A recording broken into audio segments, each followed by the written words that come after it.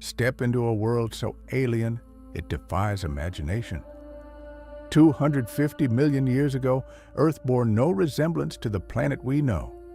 There were no sprawling continents, no familiar oceans, no verdant forests or icy poles. Instead, a single, titanic supercontinent called Pangaea dominated the globe, stretching from pole to pole like a jagged scar across the Earth's surface.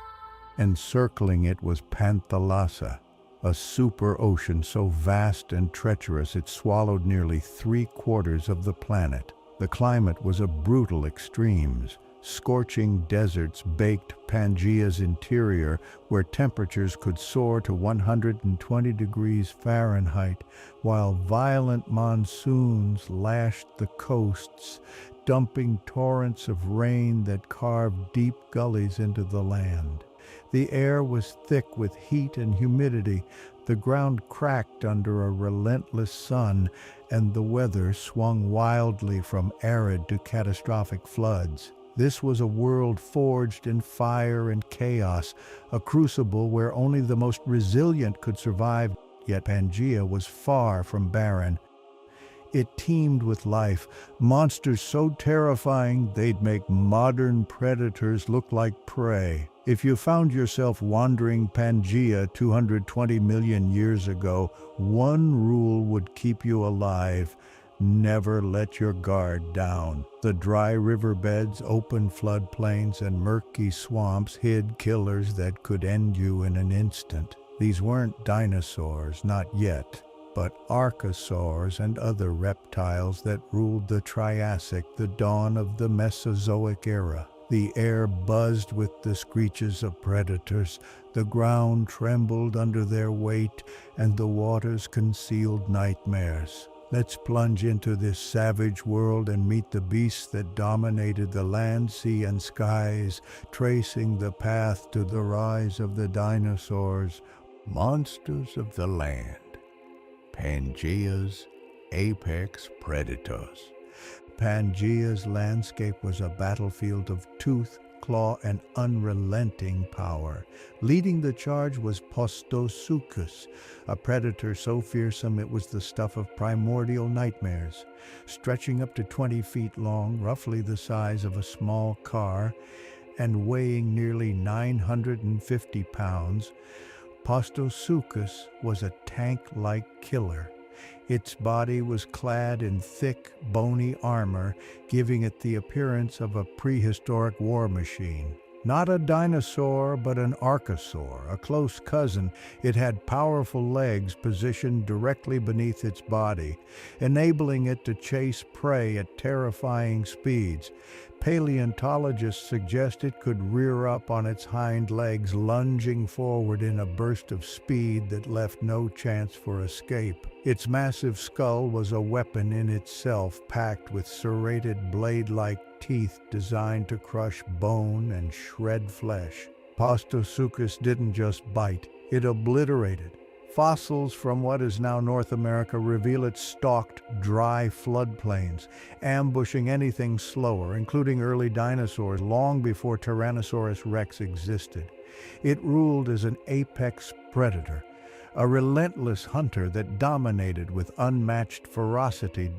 But Postosuchus wasn't alone. Saurosuchus was a beast built for sheer dominance, not speed.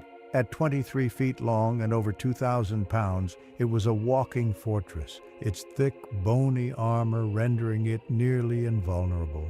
Found in modern-day South America, Saurosuchus patrolled floodplains and water sources, waiting for prey to make the fatal mistake of approaching. Its massive jaws could crush bone in a single bite, and its long, serrated teeth curved backward, ensuring no escape. Unlike the agile Postosuchus, Saurosuchus relied on intimidation, stalking slowly, locking eyes with its target to signal their doom.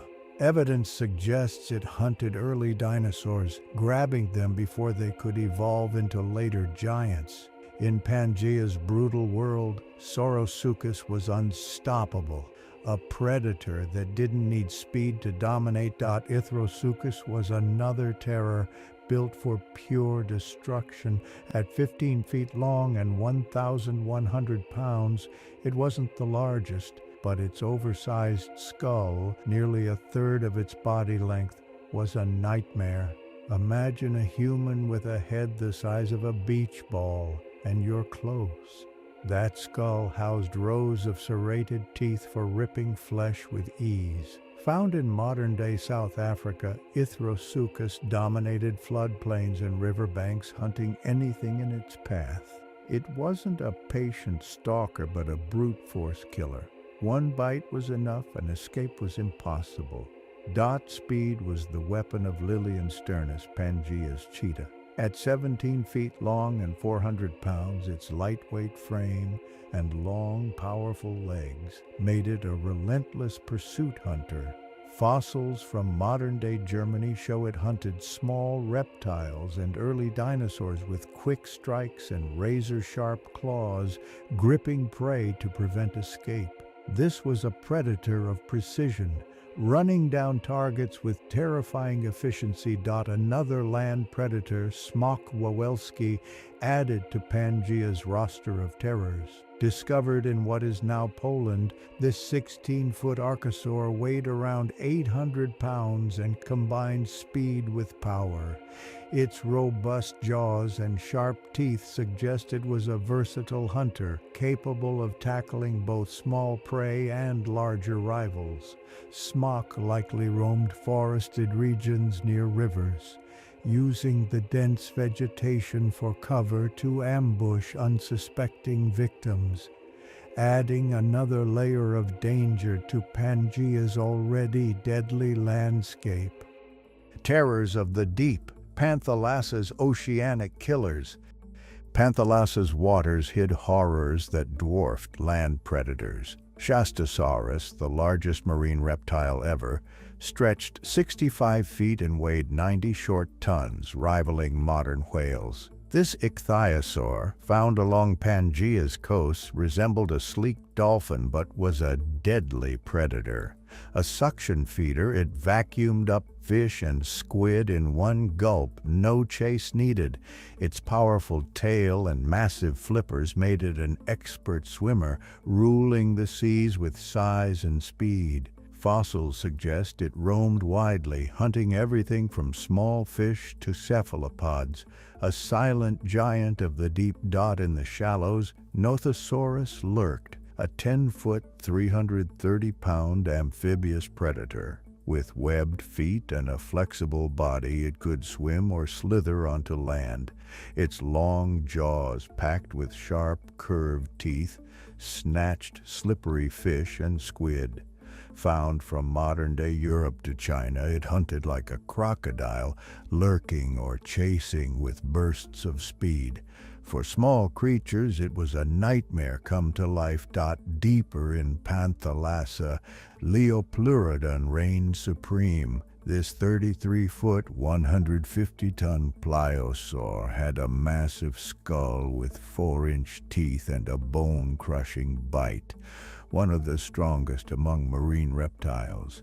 Its flippers, like underwater wings, propelled it for swift ambushes, lunging from the depths to drag prey into the abyss.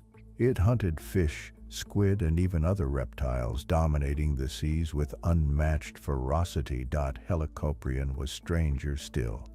A 25-foot, 1,000-pound shark-like fish with a spiral of teeth in its lower jaw, a coiled saw blade. Likely slicing squid or grinding fish, this holocephalin, related to modern ratfish, swam Panthalassa's Permian and early Triassic waters. Its bizarre jaw made it a unique killer, shredding prey with terrifying precision.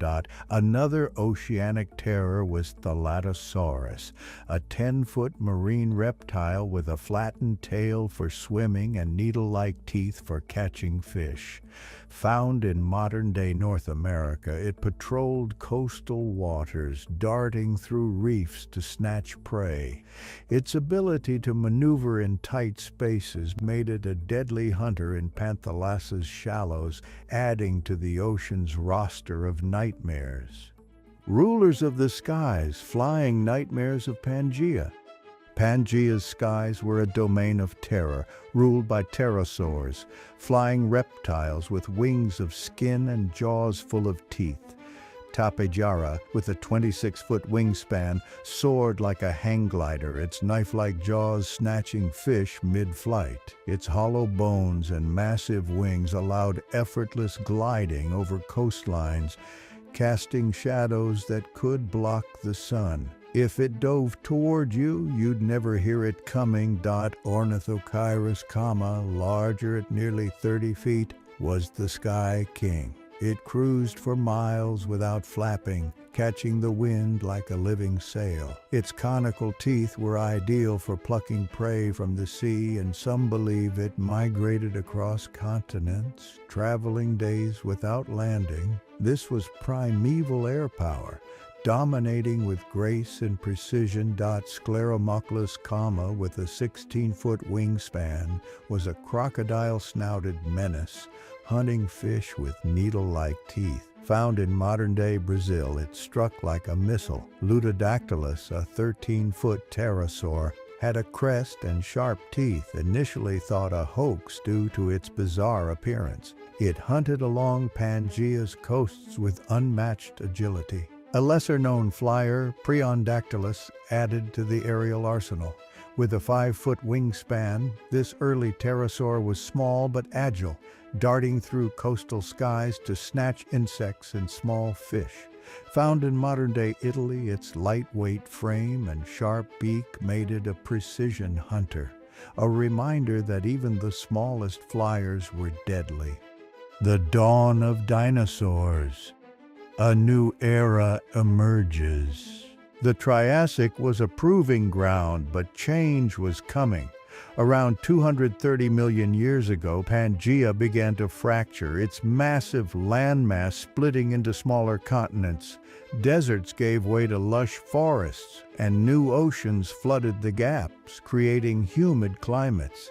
The Permian-Triassic extinction 252 million years ago, which wiped out 90% of life, set the stage for archosaurs, ruling lizards, to rise, giving birth to dinosaurs, pterosaurs, and crocodiles.